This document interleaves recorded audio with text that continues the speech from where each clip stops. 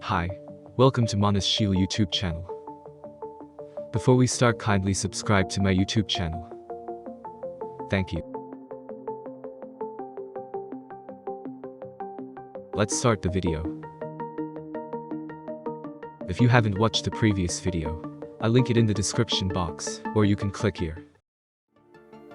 Tensura Volume 19. Chapter 2. The Beginning of the Great War. Second invasion begins.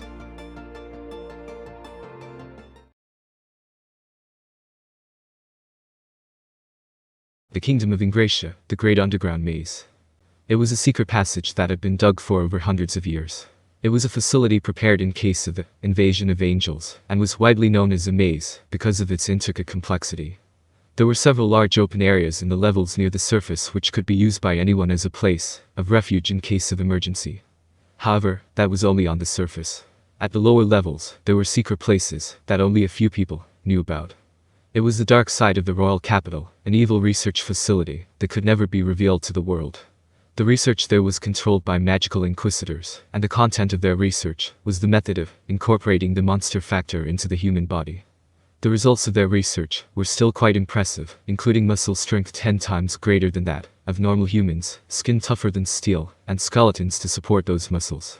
The result was their own bodies, but the king's judgment was that it was not enough to face the supernatural existence of the demon lord. Another failure. This one's a little more fragile than I thought. Kehehehe. If we want to incarnate a greater demon, we have to make a stronger body.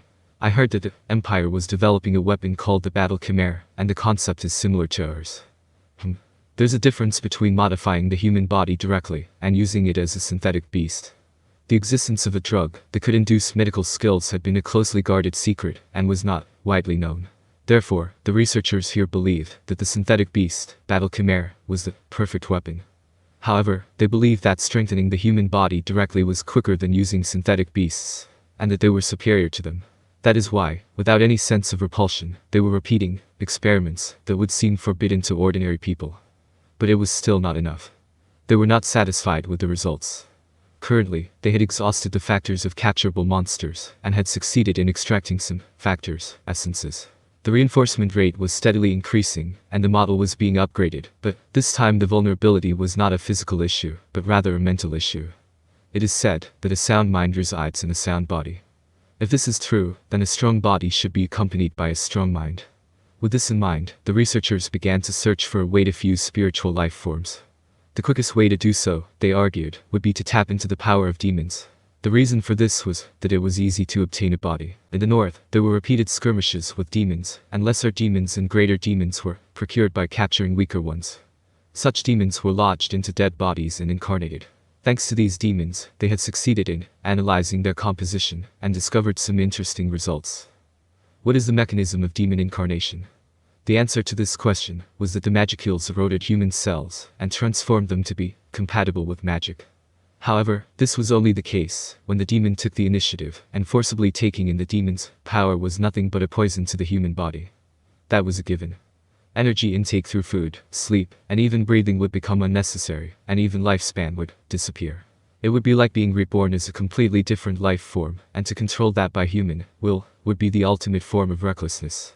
Besides, the magical inquisitors were mistaken. They focused only on strengthening the body, while the important thing was the power of the will. They thought that only the physical body should be trained, because the mental aspect was strengthened by the demon's power, and so the experiments were repeated in the wrong direction. And one more thing. This misunderstanding was fatal. By cultivating the cells incarnated by the demon, a factor, essence, is extracted. They thought that by injecting it, the subject would also possess the demon's power. This was a big mistake. A demon took the incarnated body as its own with the power of its will. No change would come from a cell, without will, only a poison that would consume the subject. In other words, the torturous experiments were being repeated with no hope of success. For the subjects, this environment was hell itself. That is why the subjects selected were not the best people, but rather orphans and slaves who would not cause a fuss if they were disposed of. And then there were the criminals.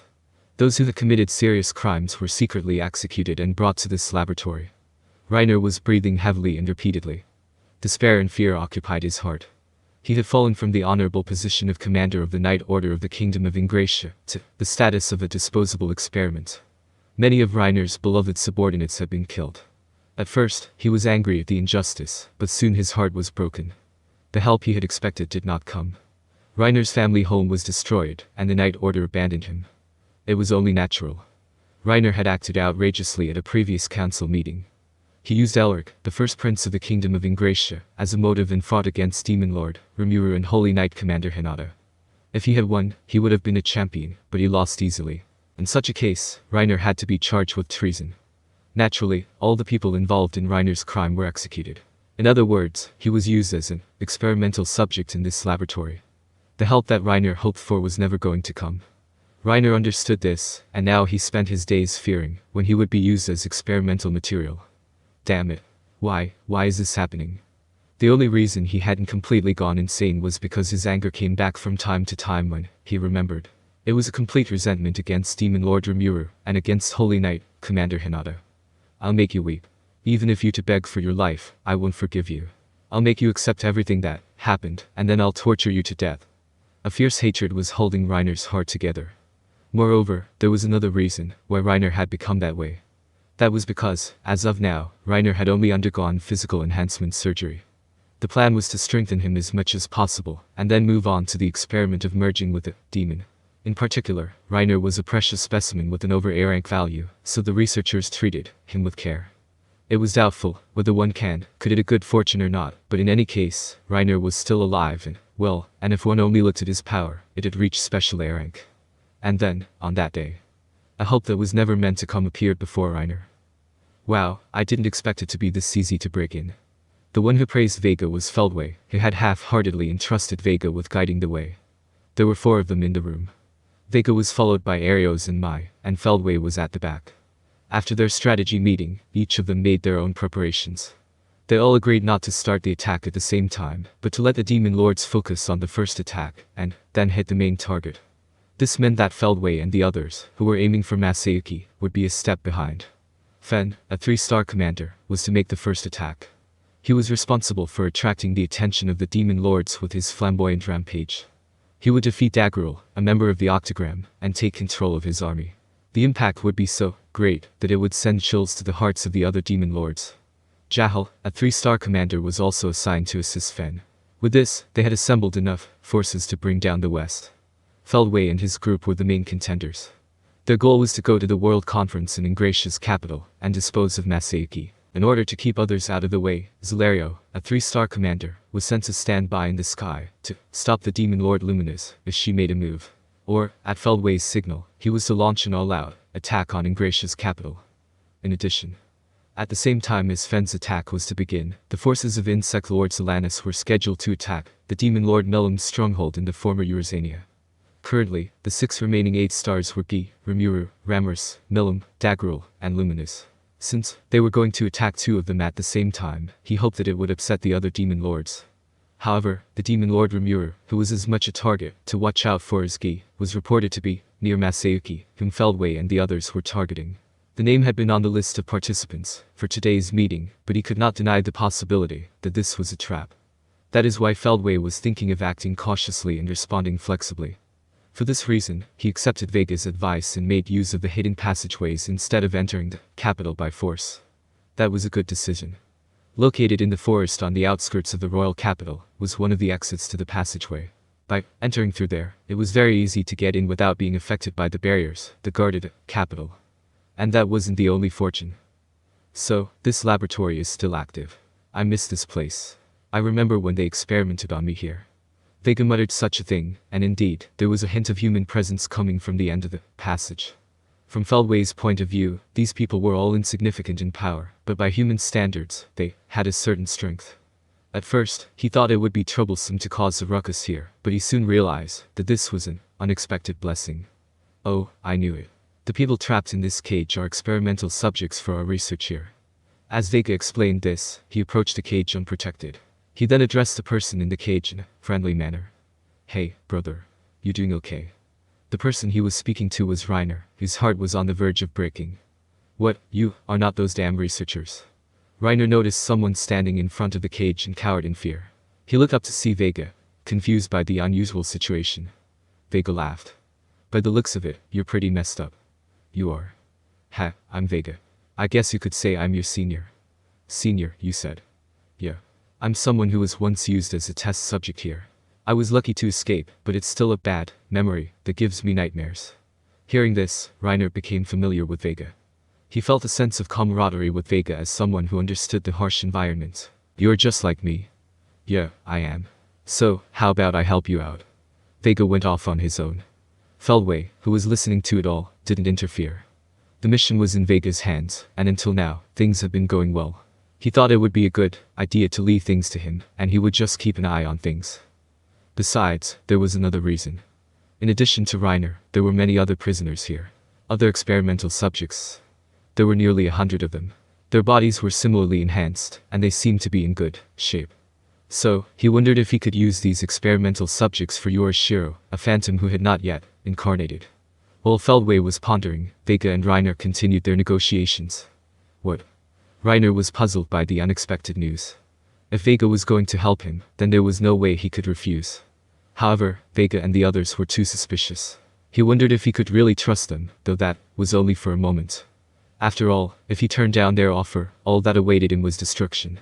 He would lose his mind in fear and despair and die in the not-too-distant future. It would be better if he could pass away without suffering. When he thought more about it, it was much better to be deceived here. Help me. If you ask me to swear allegiance, then I will swear to give you everything I have. So take me out of here. Reiner shouted. Hearing this, Vega grinned and put his hand on his steel cage. Even strengthened by magic, it was easily twisted and torn apart by Vega's power. The sheer power destroying the cage made Reiner realize the difference in rank. But what surprised him more was that there were several dead bodies of the magical inquisitors lying at his feet. They had been disposed of quickly and quietly by Arios. Reiner, who had been worried about the slow arrival of the patrol, turned pale when he found out the cause of the delay.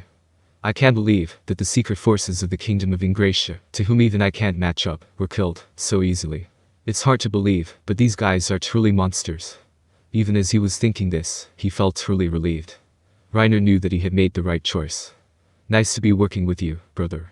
If there's anyone else you want to help, let me know. I'll rescue all of them. Reiner's face flushed with joy at this unexpected offer. Yes. All of them. All of them are my subordinates. Only those who had been deemed to be able to withstand the enhancements were gathered here. The women and children had been sent to other experiments, and were already dead. Reiner and the others who were being held here had been told this as part of their punishment. So, they chose to follow Vega without hesitation. Okay, from now on, you're under my command. We're going to run wild in the capital up there. You'll follow us, even if you don't want to. Of course. Rather, it's a good order. We have a grudge against this country too. Vega's words were met with a happy response from Reiner. The knights under Reiner's command nodded, with the same feeling of regret for their fallen comrades and families. Now that their lives had been spared, their resentment against being used as test subjects in a horrible experiment had increased. At this moment, their anger was uncontrollable. And now, Feldway was giving them a boost. Then I will give you the power to do the same. Are you ready, Mai? Yes. I have 100 warriors from Jahal-sama. Following Feldway's wishes, Mai had already taken action. In this short time, she performed an instantaneous movement and had taken a selection of warriors from Jahal.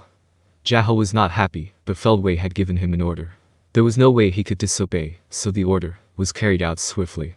And so, deep underground the Kingdom of Ingratia, the incarnation ritual was performed on Reiner. The being with the stronger will would take control of the body.